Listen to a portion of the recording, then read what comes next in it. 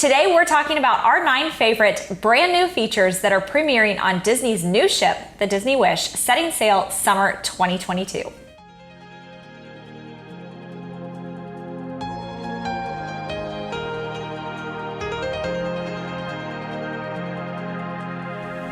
Hey everybody, welcome back. Dan and Leslie here. So we are super excited. Disney just this past week released a ton of new information about their 5th cruise ship coming out next year, the Disney Wish. It is amazing. There are a lot of different changes. Specifically, we're going to talk about 9 of those that are new and unique to the Disney Wish. Full disclosure, we do own Fantastical Vacations, which is a travel agency. So we would love it if you support our small business and let us book your next Disney Cruise Line vacation for you.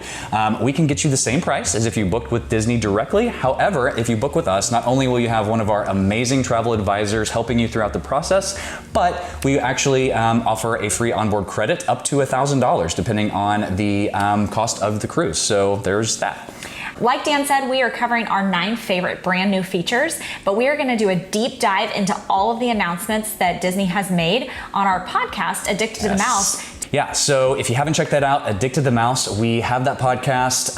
It has been going on for 4 years now. We just celebrated our 4-year anniversary. We'd love it if you check that out. Obviously, we have 2 episodes releasing every week on Sunday and Wednesday evenings. Also, if you haven't yet, if you appreciate these types of videos, go ahead and hit that thumbs up button and subscribe to the channel. And we come out with these videos every Sunday for now, but we are moving to Orlando in the next 8 months now, and we look to publish more content when we get there and have the time to do that. So. Yes, so check out those Moving to Orlando videos. Yeah. All right, so before we dive into our 9 favorite new features, I just want to say that the maiden voyage is setting sail on June 9th, 2022. This is so exciting. Yeah. So the maiden voyage is going to be a 5-night cruise, and it's going to sail out of Port Canaveral and go to Nassau and Castaway Cay. And then for the remainder of the summer through September, we have dates for 3 and 4 night sailings on the Disney Wish. So it's just super exciting. These cruises are going to go so fast. Booking is going to be open to the general public on May 27th. But if you are a DVC member, have traveled with Adventures by Disney, or have a Castaway Cay tiered level, so silver, gold, platinum, then you can actually book starting, depending on your level, starting May 17th and on. So definitely get on this as soon as possible because they are going to sell like hotcakes. Yeah, we're booking ours as soon as we can, so we're really excited about it. Okay, so the Disney Cruise Line, as it sits right now, has 4 ships. They obviously haven't sailed in the last 14 months. Is that what we're on right now? But they have a lot of similarities. So they are 2 pairs of sister ships. You've got the Disney Magic and the Disney Wonder. Those are smaller ships, and then you have the Disney Dream and the Disney Fantasy. Those are the larger ships. We've sailed on the Magic and the Wonder. They are fabulous. We haven't sailed on the Dream and Fantasy yet. Not yet. But this one is a larger ship. A lot of people thought it was going to be bigger than the Dream and the Fantasy. That's really not the case. It is about 4,000 passengers.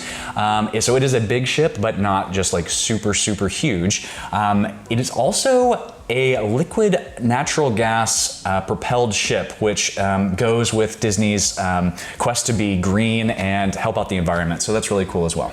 Yeah, and this thing is spectacular. Yeah. If you have not checked out the grand reveal that Disney put out, go check that out on Disney Parks blog.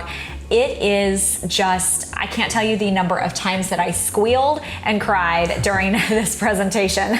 So we broke down the 9 favorite new features that we have for this brand new ship. So starting off, we're gonna talk about with number 1 is the AquaMouse. So this thing looks super exciting. So Disney does have on their other ships, they've got slides on the top deck. This is so much better than that. They describe this thing as Disney's first attraction on a ship, or like the first attraction ever on a ship. At so sea. it's at sea on a ship. So it's like a ride in a Disney park. So think like Mickey and Minnie's Runaway Railway, like kind of packed into this slide that propels you 760 feet around the upper deck of this cruise ship. It looks fantastic. There's like a Disney short movie using those story elements. Yeah, using the Mickey Mouse, the new Mickey Mouse cartoons. It's like in the ride with lights and effects and everything. Yeah. This looks super cool.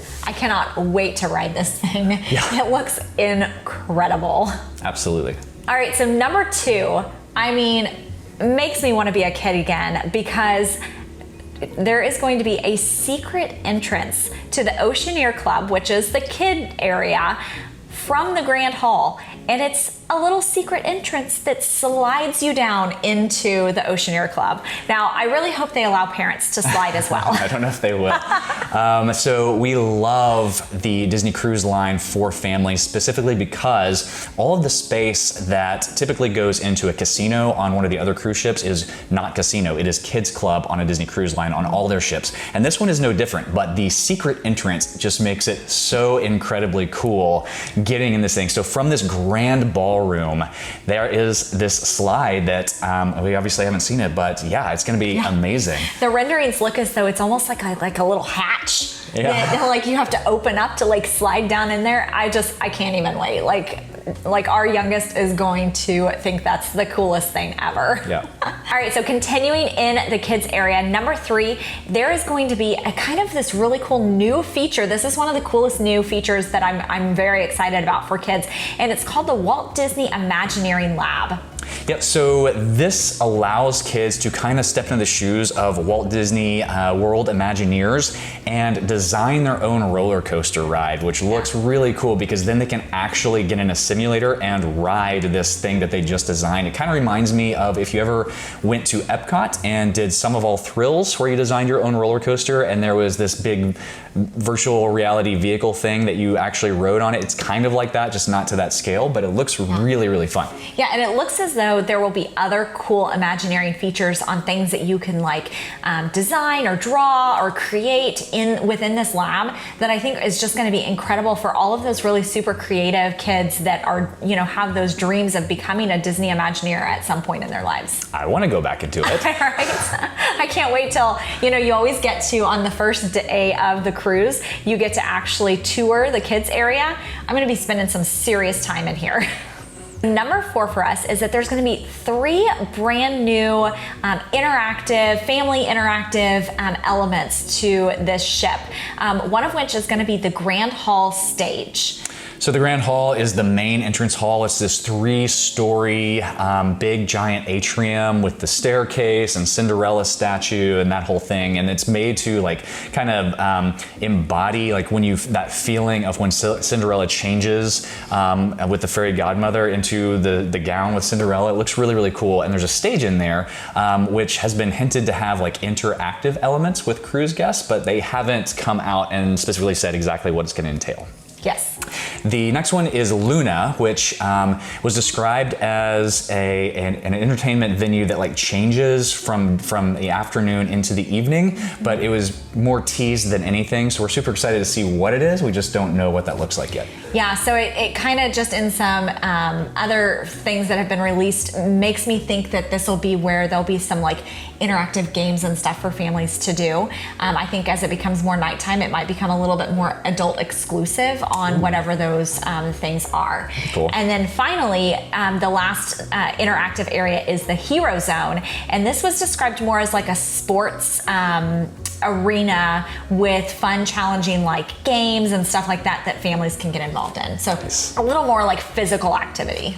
So number 5 is the Star Wars Hyperspace Lounge. And this thing, the rendering looks super cool. I think it was inspired by Epcot's new restaurant that hasn't even opened yet, Space 220, where all of the windows are actually screens looking into a galaxy far, far away. So this is kind of the same thing where there's this panoramic screen behind the bar, at least looking at the rendering, that's what it looks like, where you can overlook like Tatooine and Batuu and some of these Star Wars spacescapes, I guess. Lands, yeah. And try all of these drinks that are like Out of this world, yeah, like different drinks from Star Wars. Yeah, so I think they're kind of like almost combining like the Space 220 along with Disney's Oga's Cantina. Well, Oga's and the new Star Cruiser, like probably some elements there as well. So I mean, this sounds really incredible, especially if you're a Star Wars fan. Yep. All right, so number 6 for us is the Staterooms.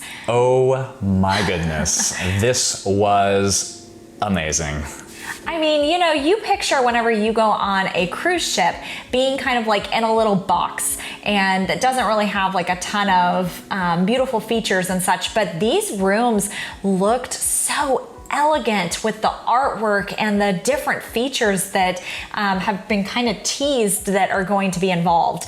Yeah, and Disney's really upping their game as far as the concierge level, the suites go. Yeah. So there is a first ever on a Disney cruise ship 2-story suite. These things exist on other cruise lines, but this looks amazing. Has a spiral staircase involved with some stained glass. And then there are these suites at the front of the ship that are over the bridge, that the windows, floor to ceiling windows, look out over the bridge to the front of the ship. That's brand new to the Disney Wish. Not sure if we can afford it, but stay there. I would love to see a virtual tour of those rooms. So anybody out there in YouTube land that stays in one of these things, I want to see it. Yes, we would love to see it. All right, so number 7 is going to circle around food. The last 3 are going to circle 7, around. 8, and 9, yeah. So there are 3 brand new restaurants that are coming to the Disney Wish. The first of which is Arendelle, a frozen adventure. Yeah, so frozen Disney adventure. Okay, so this is first ever dining with frozen characters performing a musical while you're dining. So it's described as Anna, Elsa, Kristoff, thank you, and Olaf that will come out and perform while you eat your meal. And the food is supposedly Nordic themed or Nordic inspired. So that'll be pretty interesting to see what that's like. Yes, I cannot wait to try that restaurant out. Number 8 is a Walt Disney inspired throwback themed restaurant called 1923. This looks so gorgeous. I mean, it's like you've been transported back to Hollywood with that glitz and glam from the 1920s. It's got like renderings of old school animation around, and apparently the food has like a nod to California cuisine. Yeah, the closest thing I can really compare it to right now is the Brown Derby in Hollywood Studios, although it's not. It's so much more than that. 1923 is a nod to the year that the Walt Disney Company was founded, and it just looks just inspired. It looks so, so cool. Yep. I'm probably gonna cry when we eat there. Number 9, I'm so excited for. It's called Worlds of Marvel. So this one is a restaurant where apparently you have this interactive storyline where you get to be a part of an Avengers mission. This is like my dream come true.